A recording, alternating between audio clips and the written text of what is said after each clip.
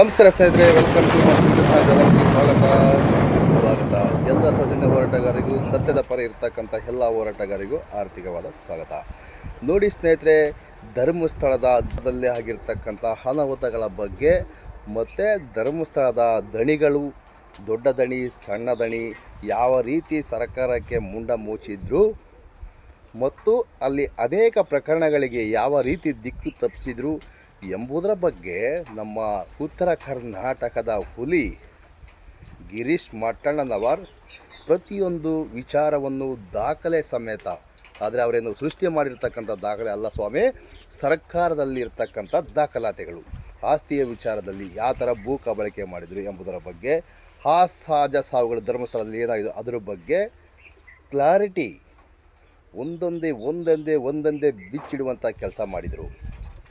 ಮೊನ್ನೆ BLR post ಬಂತಲ್ವಾ, ಅದರಲ್ಲಿ ಸಮೇತ ನಾವು ಎಲ್ಲ ದಿಕ್ಕು ತಪ್ಪೋಗುತ್ತೆ, SIT ಇಲ್ಲ ದುಡ್ಡಿಗೆಲ್ಲ ಸೇಲ್ ಆಗಿಬಿಟ್ಟಿದ್ರೆ ಅಂದ್ಕೊಂಡಿದ್ವಿ. ಬಟ್ BLR ಪೋಸ್ಟ್ ನೋಡಿದ ಮೇಲೆ ಗೊತ್ತಾಯಿತು, ಧರ್ಮಸ್ಥಳದಲ್ಲಿ BLR ಪೋಸ್ಟ್ ಮುಖಾಂತರ ಬಂದಿರತಕ್ಕಂಥ ಮಾಹಿತಿ ನಾನು ಹೇಳ್ತಕ್ಕಂಥದ್ದು, SIT ತಂಡ ಜೀವಂತವಾಗಿದೆ ಎಂಬುದು. ಜೀವ ಕಳ್ಕೊಂಡು ಅಂದ್ಕೊಂಡಿದ್ವಿ, ಯಾಕಂದರೆ ಹಾಗೇ ಕಾಣಿಸ್ತಕ್ಕಂಥದ್ದು ಮೇಲೋಟ ಕಾಣ್ತಾ ಇತ್ತು ನಮಗೆ. ಅದು ಜೀವಂತವಾಗಿದೆಯೋ SIT ತಂಡ, ಅಕಸ್ಮಾತ್ ಏನಾದರೂ ಡೀಲ್ ಆಗಿಬಿಟ್ಟಿದೆಯಾ ಎಂಬ ಸಂಶಯ ಬಲವಾಗಿ ಕಾಡ್ತಾ ಇತ್ತು ನಮ್ಮ ಎಲ್ಲ ಹೋರಾಟಗಾರರಿಗೂ. ಆದರೆ ಈಗ ಒಂದೊಂದೇ ಬಯಲಿಗೆ ಬರ್ತಾ ಇದೆ. ಸೌಜನ್ಯಳ ಕೇಸ್ ರೀಓಪನ್ ಆಗುತ್ತಾ ಇಲ್ವಾ? ಆಲ್ಮೋಸ್ಟ್ ಈಗ ಒಂದು 4-5 ತಿಂಗಳ ಹಿಂದೆ, ಒಂದು 5-6 ತಿಂಗಳ ಮೇಲೆ ಆಯ್ತಂಗಪ್ಪ, ಸೆಪ್ಟೆಂಬರ್ ಅಂದರೆ ಈಗ ಒಂದು 6-7 ತಿಂಗಳಾಗಿರುತ್ತೆ, SIT ತಂಡ ಏನು ಫಾರ್ಮ್ ಆಯ್ತಲ್ಲ, ಆಗಲೇ ಸೌಜನ್ಯ ಕೇಸ್ ರೀಓಪನ್ ಆದಂಗನೆ. ಯಾಕೆ ಹೇಳಿ, ಅಲ್ಲಿ ಆಗಿರ್ತಕ್ಕಂಥ ಘಟನೆಗಳು, ಡಿ ಗ್ಯಾಂಗಿನವರು ಏನೆಲ್ಲ ಮಾಡಿದ್ದಾರೆ ಮಾಡಿಲ್ವೋ ಎಂಬುದರ ಬಗ್ಗೆ ತನಿಖೆಗೆ ಬಂದಿರತಕ್ಕಂಥ ಅಧಿಕಾರಿಗಳು ಎಲ್ಲ ಸತ್ಯತೆಯನ್ನು ತಿಳ್ಕೊಂಡು ಒಂದೊಂದೇ ಬಲಿ ತರ್ತಾ ಇದ್ದಾರೆ. ಅದರಲ್ಲಿ ಒಂದಲ್ಲ ಬೇಜನಿದವ. ಒಂದು ಸೌಜನ್ಯಳ ತಾಯಿ 74 ಅಸಹಜ ಸಾವುಗಳ ಬಗ್ಗೆ ಕೋರ್ಟ್ ಮೆಟ್ಲು ಹಿಡಿದ್ರಲ್ಲ, ಅದ್ರ ಬಗ್ಗೆ ಸಮೇತ ಸಪ್ರೇಟಾಗಿ FIR ಆದರೆ ಅದರಲ್ಲಿ ಒಂದಕ್ಕಾದ್ರೂ ನ್ಯಾಯ ಸಿಕ್ಕರೆ ಸೌಜನ್ಯಳಿಗೆ ನ್ಯಾಯ ಸಿಕ್ಕಂತೆ. ಎಲ್ಲ ಒಬ್ಬರೇ ಮಾಡಿರ್ತಕ್ಕಂಥದ್ದು, ಅಂದರೆ ಒಂದೇ ಗ್ಯಾಂಗ್ನವರು ಧರ್ಮಸ್ಥಳದಲ್ಲಿ ಮಾಡಿರ್ತಕ್ಕಂಥ ಘಟನೆಗಳು ಮೇಲ್ನೋಟಕ್ಕೆ ಕಾಣ್ತಾ ಇದೆ. ಇದರ ಮರ್ಮವನ್ನು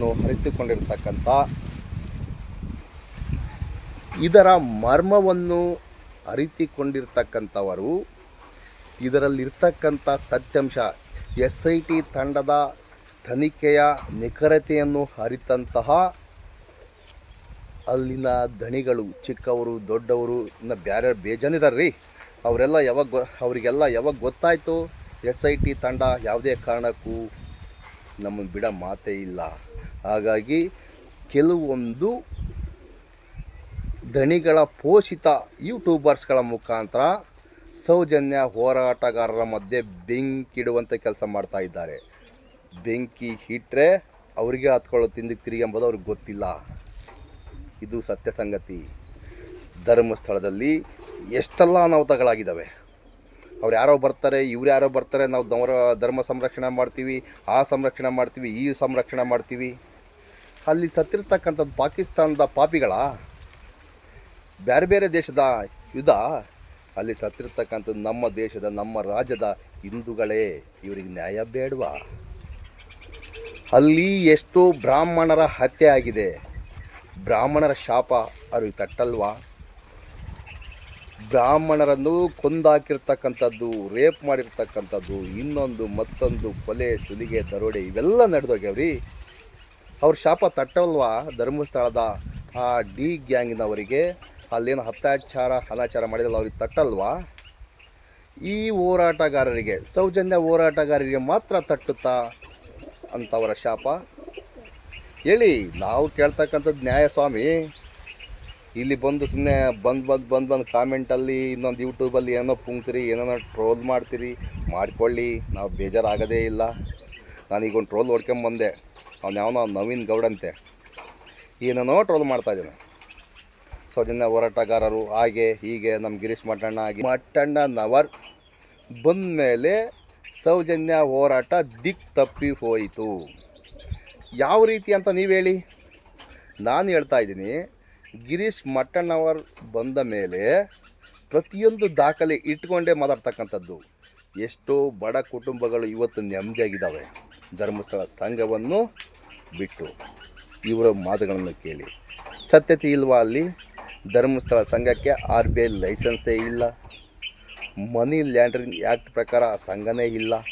ಪ್ರತಿ ವಾರ ಹಿಂಸೆ ಕೊಟ್ಟು ಅವರನ್ನು ಇಹಾಲೋಕಕ್ಕೆ ತ್ಯಜಿಸ್ತಕ್ಕಂಥ ಘಟನೆಗಳು ನಿಮ್ಮೂರಲ್ಲಿ ನಡೆದಿವೆ, ನಮ್ಮೂರಲ್ಲಿ ನಡೆದವೆ. ಇದ್ರ ಬಗ್ಗೆ ಧ್ವನಿ ಎತ್ತಿ, ಇದ್ರ ಬಗ್ಗೆ ಟ್ರೋಲ್ ಮಾಡಿ. ಆದರೆ ನಿಮಗೇನು ಸಿಗಲ್ಲಲ್ಲ ಅಲ್ಲಿ. ಅದಕ್ಕೋಸ್ಕರ ಅದನ್ನೆಲ್ಲ ಟ್ರೋಲ್ ಮಾಡಲ್ಲ. ನಾವಿದ್ದೀವಿ ರೀ, ಎಲ್ಲಿ ಅನ್ಯಾಯ ಆಗಿದೆ, ಎಲ್ಲಿ ಇದೇನಾಗಿದೆ ಅದ್ರ ಬಗ್ಗೆ ಧ್ವನಿ ಎತ್ತೀವಿ ರೀ. ನಮ್ಮ ಕೈಲಾದಷ್ಟು ಪ್ರತಿಯೊಂದಕ್ಕೆ ನಾವೇ ಹೋಗ್ಬೇಕಂಬೋದಿಲ್ಲ. ಸೌಜನ್ಯ ಹೋರಾಟಗಾರರು ಇಡೀ ಪ್ರಪಂಚದ ತುಂಬ ಇದ್ದಾರೆ.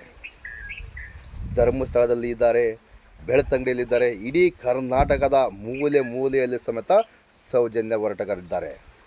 ಎಚ್ಚರವಾಗಿ ನಮ್ಮ ಟ್ರೋಲ್ ಏನು ಮಾಡ್ತಾಯಿದ್ದೀರಿ ಮಾಡ್ಕೊಳ್ಳಿ, ನಾವು ಬೇಜಾರಾಗೋದಿಲ್ಲ. ನೀವಿರದೇ ಟ್ರೋಲ್ ಮಾಡೋಕ್ಕೆ, ಅಡ್ನಾಡಿ ಕೆಲಸ ಮಾಡೋಕ್ಕೆ, ಧರ್ಮಸ್ಥಳದ ದೌರ್ಜನ್ಯಗಳನ್ನು ಎತ್ತಿಡಿಯುವಂಥ ಹೋರಾಟಗಾರರನ್ನು ತೇಜವಾದೆ ಮಾಡೋದು, ಹಾಗೆ ಮಾಡೋದು, ಹೀಗೆ ಮಾಡೋದು. ಎಷ್ಟು ಬರುತ್ತೆ ನಿಮ್ಗೆ ವ್ಯೂಸು, ಎಷ್ಟು ಬರುತ್ತೆ ದುಡ್ಡು ಯೂಟ್ಯೂಬಿಂದ? ತಿಂಗಳಿಗೆ ಮ್ಯಾಕ್ಸಿಮಮ್, ತಿಂಗಳಿಗಲ್ಲ ರೀ, ಒಂದು ವಾರಕ್ಕೆ ಅಂದ್ಕೊಂಬಿಡಿ, ಒಂದು ವಾರಕ್ಕೆ 1 ಕೋಟಿ ಬರುತ್ತೆ. ಇದು ನಂಬ್ತೀರಾ ನೀವು? 1 ವಾರಕ್ಕೆ 1 ಕೋಟಿ ನಮಗೆ ಬರುತ್ತೆ. ಹೆಂಗೆ ಬರುತ್ತೆ ಅದನ್ನ ಯಾವನು ಹೇಳಿರ್ತಾನೋ ಅವನು ಕೇಳ್ರಿ, ಅವ್ರು ಹೇಳ್ತಾರೆ. ಅದ್ರ ಬಗ್ಗೆ ನಮಗಂತೂ ಮಾಹಿತಿ ಇಲ್ಲ ಸ್ವಾಮಿ. ನಮಗೆ ಎಷ್ಟು ಬರುತ್ತೋ ನಮಗಂತೂ ಗೊತ್ತಿಲ್ಲ ಸ್ವಾಮಿ. ನನಗಂತೂ ತಿಂಗಳಿಗೆ ಒಂದು 6-7 ಸಾವಿರ ಅಂದರೆ ಮಸ್ತಾಯಿತು. ಅದು ಕೂಡ 3 ತಿಂಗಳಿಗೆ ಒಮ್ಮೆ ನನಗೆ ಪೇಮೆಂಟ್ ಬರುತ್ತೆ. ಅದು ಒಂದು 8,000 10,000 ಬರುತ್ತೆ. ನಮಗೇನು ಸೌಜನ್ಯ ಹೋರಾಟದ ವ್ಯೂಸಿಗೆ ಜಾಸ್ತಿ ದುಡ್ಡು ಬರಲ್ಲ ರೀ. ಅಲ್ಲಿ ಷಡ್ಯಂತ್ರ ಮಾಡ್ತಾರೆ ಧರ್ಮಸ್ಥಳ ದಣಿಗಳು, ಏನೇನೋ ಅವತಾರಗಳು. ನಾವೇನಾದ್ರು ಮಾತಾಡಿದ್ರೆ ಸ್ಟೈ, ಅವರೇನೋ ಮಾತಾಡಿದ್ರೆ ಅವ್ರಿಗಿನ್ನೂ ಬೇಜಾನ್ ಮನಿ ಪವರ್. ನಮಗಂಥದ್ದು ಯಾವುದು ಪವರ್ ಇಲ್ಲ ರೀ. ನಮಗೆ ಯಾವ ಗಿರೀಶ್ ಮಟ್ಟಣ್ಣನವರು ಕರೆದಿಲ್ಲ, ಮಹೇಶ್ ಅಣ್ಣನೂ ಕರೆದಿಲ್ಲ, ಜಯಂತ್ ಅಣ್ಣನೂ ಕರೆದಿಲ್ಲ. ನಮ್ಮಷ್ಟಕ್ಕೆ ನಾವು ಬಂದಿರತಕ್ಕಂಥದ್ದು. ಅವ್ರು ಯಾರು ಹೇಳಿದರು, ಇವ್ರು ಯಾರು ಹೇಳಿದರು, ಸತ್ಯ ಇಲ್ಲಿದೆ ಅಂಥೇಳಿ ಬಂದಿರತಕ್ಕಂಥದ್ದು. ಅಕಸ್ಮಾತ್ ಕರೆದ್ರೆ ಎಷ್ಟು ಜನ ಕರಿಬೋದು ರೀ? ಅವರೆಲ್ಲ ಹೋರಾಟಗಾರ ಸೇರಿ ಎಷ್ಟು ಜನ ಕರಿಬೋದು? ಯಾರು ಬರಲ್ಲ ಸ್ವಾಮಿ. ಅವರ ಆತ್ಮಕ್ಕೆ, ಅವರ ಮನಃಶಾಂತಿಗೆ, ಅವ್ರಿಗೆ ಕರೆಕ್ಟ್ ಇಲ್ಲಿದ್ದರೆ ತಾನಾಗೇ ಹುಡುಕೊಂಡು ಬರ್ತಾರೆ ಹೋರಾಟಕ್ಕೆ. ಹೀಗೆ ಬಂದಂಥವರು ಅಂದರೆ ಹೀಗೆ ತನ್ನಿಷ್ಟಕ್ಕೆ ತಾವು ಬಂದಂಥವರು ಯಾವುದೇ ರೀತಿಯ ಷಡ್ಯಂತ್ರಕ್ಕೆ ಒಳಗಾಗದೆ ಗಟ್ಟಿಯಾಗಿ ನಿಂತ್ಕೊತಾರೆ. ಅವ್ರು ಯಾರೋ ಕರೆದ್ರು, ಅವ್ರು ಯಾರೇ ಹೇಳಿದರು, ಹಿಂಗೆ ಹೋಗೋರು ಪುಂಗಿ ದಾಸಯ್ಯನವರು. ಇದರಲ್ಲಿ ಹೆಣ್ಮಕ್ಳು ಉಂಟು, ಗಂಡ್ಮಕ್ಳು ಉಂಟು. ಯಾರ ಹೆಸರದು ಬೇಡ ರೀ, ಅವರ ವೈಯಕ್ತಿಕ ವಿಚಾರ. ಅವರು ಬಂಧನ ಬರಲಿ, ಹೋದನ ಹೋಗಲಿ.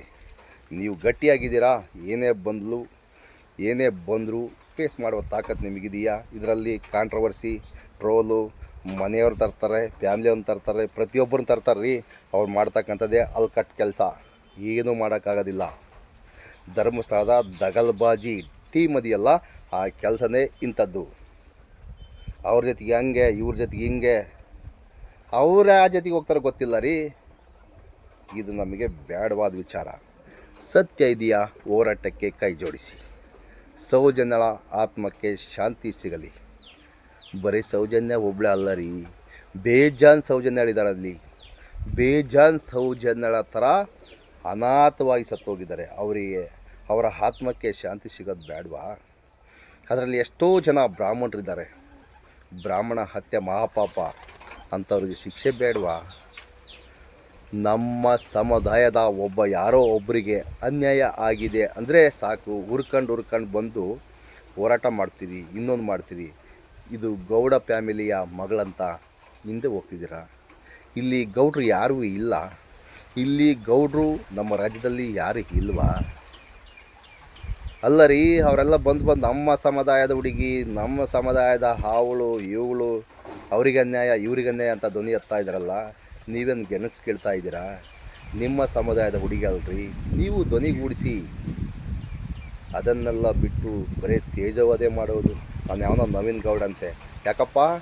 ಸೌಜನ್ಯ ಗೌಡ ನಿಮ್ಮ ತಂಗಿ ಅಕ್ಕನಲ್ಲ, ಎಲ್ಲ ಫೇಕ್ ಐಡಿ. ಇಂಥ ಲೋಪರಗಳಿಗೆ ಏನು ಅನ್ಬೇಕು ಗೊತ್ತಿಲ್ಲ, ಮುಟ್ಟಾಳ್ರು ಅನ್ಬೇಕು ಏನೋ ಗೊತ್ತಿಲ್ಲ. ಇನ್ನು ನಮ್ಮ ಹೋರಾಟಗಾರರನ್ನ ನೀವು ಮುಟ್ಟಾಳ್ರು, ನೀವು ಹಾಗೆ ಹೀಗೆ. ಇದರಲ್ಲಿ ಗೊತ್ತಾಗುತ್ತೆ ಯಾರು ಮುಟ್ಟಾಳರು, ಯಾರು ಇದು, ಯಾರು ಅದು ಅಂಬುದು ಗೊತ್ತಾಗುತ್ತೆ. ಸತ್ಯದ ಪರ ಇರತಕ್ಕಂಥ ಹೋರಾಟಕ್ಕೆ ಎಲ್ಲರೂ ಬಂದು ಸಹಕರಿಸಿ. ನಿಮಗೆ ಇಷ್ಟ ಇದ್ದರೆ ಮಾತ್ರ. ಅದನ್ನು ಬಿಟ್ಟು ಹಿಂಗೆ ಬಂದು ಹಂಗೆ ಹೋಗೋದು, ಪ್ರಸಾದ ಹಿಂಗೆ ಬಂತ ಹಂಗೆ ಬಂತ, ಇಲ್ಲೇನು ಸಿಗಲ್ಲ ರೀ. ಪ್ರಸಾದ ಗೀಸಾದ ಸಿಗಲ್ಲ. ಇಲ್ಲೇನು ಸಿಗ್ತಕ್ಕಂಥದ್ದು ಧೈರ್ಯ. ನಮ್ಮ ಹೋರಾಟದಲ್ಲಿ ಧೈರ್ಯ ಸಿಗುತ್ತೆ, ನಮ್ಮ ಮನೆಗೆ ಸೇಫ್ಟಿ ಸಿಗುತ್ತೆ, ನಮ್ಮ ಮನೆಯ ಹೆಣ್ಣು ಮಕ್ಕಳಿಗೆ ಸೇಫ್ಟಿ ಸಿಗುತ್ತೆ ಎಂಬ ಉದ್ದೇಶದಿಂದ ಮಾತ್ರ ನಾನು ಈ ಹೋರಾಟಕ್ಕೆ ಬಂದಿರತಕ್ಕಂಥದ್ದು. ನಿಮಗೇನು ಕೆಲಸ ಇಲ್ವಾ? ನೋಡಿ ಸ್ವಾಮಿ, ನಾನೊಬ್ಬ ಡ್ರೈವರ್. ಪ್ರತಿದಿನ ಸಾಯಂಕಾಲ ಗಾಡಿಗೆ ಹೋಗ್ಬೇಕು. ಬೆಳಿಗ್ಗೆ 10-11 ಗಂಟೆಗೆ ಬಂದರೆ ಮಲ್ಕೊಂಡಿದ್ದು, ಈಗ 4 ಗಂಟೆ 5 ಗಂಟೆಗೆ ವೀಡಿಯೋ ಮಾಡ್ತಕ್ಕಂಥದ್ದು. ಇದರಲ್ಲಿ ನನಗೆ ಎಷ್ಟಾಗುತ್ತೋ ಅಷ್ಟು. ಒಂದು ಹಳಿಲು ಸೇವೆ 100ರಲ್ಲಿ ಬರೀ 1% ಕೂಡ ಇಲ್ಲ ರೀ. 0.001% ಕೂಡ ಇಲ್ಲ ನನ್ನ ಸೇವೆ. ಆದರೂ ಸಮೇತ ನಮ್ಮನ್ನೇ ನೀವು ತೇಜವಾದ ಮಾಡ್ತೀರಂದರೆ ಇನ್ನು ನೀವು ಹೆಂಗಿರ್ಬೋದು ಹೇಳಿ? ನಾವೇನಾದ್ರು ನಿಮ್ಮ ತಂಟೆಗೆ ಬರ್ತೀವ, ಇನ್ನೊಂದು ಮಾಡ್ತೀವ? ನಾವು ನೀಟಾಗಿರಿ. ಧರ್ಮಸ್ಥಳದಲ್ಲಿ ಏನಾಗಿದೆ ಏನಿಲ್ಲ ನೋಡಿ. ಮೊನ್ನೆ ಯಾರೊಬ್ಬರು ಹೇಳ್ತಿದ್ದಾರೆ, ನೀವೆಲ್ಲ ಮಾಡ್ತಿರೋದೆಲ್ಲ ಬೇಕು ಹಾಗೆ ಹೀಗೆ. ಅಮ್ಮ, ನಿನಗೆಲ್ಲ ದಾಖಲಾತಿ ಕೊಡ್ತೀನಿ ಬಾರಮ್ಮ. ಧರ್ಮಸ್ಥಳ ಸಂಘದ ಅಧಿಕಾರಿಗಳು ಯಾವ ಥರ ದುರ್ವರ್ತನೆ ತೋರಿದ್ದಾರೆ, ನಮ್ಮ ದುಡ್ಡುಗಳನ್ನು ಹೇಗೆ ನುಂಗಾಕಿದ್ದಾರೆ ಎಂಬುದರ ಬಗ್ಗೆ ನಿಮಗೆಲ್ಲ ಕ್ಲಾರಿಫಿಕೇಷನ್ ಕೊಡ್ತೀನಿ, ಬುಕ್ಕ ಸಮೇತವಾಗ್ತೀನಿ. ಅದನ್ನು ಬಿಟ್ಟು ನೀನೇನೋ ಮಾತಾಡೋಕ್ಕೆ ಹೋಗಬೇಡಮ್ಮ ದಯವಿಟ್ಟು. ನಮ್ಮ ಊರಿನ ಹೆಣ್ಣು ಮಗಳು ನೀನು ಸಾಲ ತಗೊಂಡಿಯಾ, ನೆಮ್ಮದಿಯಾಗಿರು, ನೋ ಟೆನ್ಷನ್. ನಮ್ಮ ಬಗ್ಗೆ ನೀನು ಅಪಪ್ರಚಾರ ಮಾಡೋಕ್ಕೆ ಹೋಗಬೇಡಮ್ಮ. ನೀನು ಕಟ್ಕೊಂಡು ಹೋಗು, ನಾನು ಬೇಡ ಅಂತ ಹೇಳ್ತಾ ಇಲ್ಲ. ನೀನು ಯಾವತ್ತಾದ್ರೂ ಬಂದು ಕಟ್ಟಬೇಡ ಅಂತೇನೆ ಹೇಳಿನ? ಇಲ್ಲ ತಾನೇ. ನೀನು ಕಟ್ಕೊಂಡು ಹೋಗ್ತಿದೆಯಲ್ಲ, ಕಟ್ಕೊಂಡು ಹೋಗು. Thank you. ಎಲ್ಲ ಸೌಜನ್ಯ ಹೋರಾಟಗಾರರಿಗೂ, ಸತ್ಯದ ಪರ ಇರತಕ್ಕಂಥ ಎಲ್ಲ ಹೋರಾಟಗಾರರಿಗೂ ಈ ವಿಡಿಯೋ ಇಷ್ಟ ಆದರೆ ಲೈಕ್ ಮಾಡಿ, ಶೇರ್ ಮಾಡಿ, ಕಾಮೆಂಟ್ ಮಾಡಿ. ಮೇನಾಗಿ ಈ ವಿಡಿಯೋ ಎಲ್ಲಿ ತಲುಪಬೇಕೋ ಅಲ್ಲಿ ತಲುಪೋವರೆಗೆ ಶೇರ್ ಮಾಡಿ. ಧರ್ಮಸ್ಥಳದ ಕಾಮಣ್ಣನ ನಿಜ ಬಂಡವಾಳ ಇನ್ನೂ ಸ್ವಲ್ಪ ದಿನದಲ್ಲೇ 6-7 ತಿಂಗಳಲ್ಲೇ ಗೊತ್ತಾಗುತ್ತೆ. ನಮಸ್ಕಾರ. ವಿಡಿಯೋ ನೋಡಿದೆ.